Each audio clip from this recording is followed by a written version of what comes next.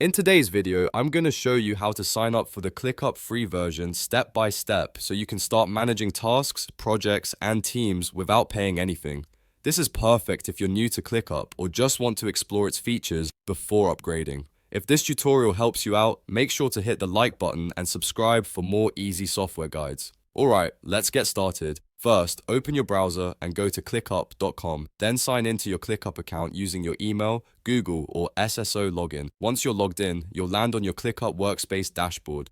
Next, look at the top left corner of the screen and click on your profile icon. This opens a drop-down menu with account options. From this menu, click on Settings to access your workspace and account settings. Inside the settings area, navigate to the Upgrade section. This is where ClickUp shows you all available plans, including the free plan and paid options. On this page, you can either choose a new paid plan if you want more advanced features, or simply continue with the current free plan. The free version gives you access to core ClickUp features, making it a great starting point for individuals and small teams. Once you confirm your choice, your ClickUp account will be set up on the free plan and ready to use. That's it, you've successfully signed up for the ClickUp free version. If you found this video helpful, don't forget to like, subscribe, and turn on notifications for more ClickUp and productivity tutorials.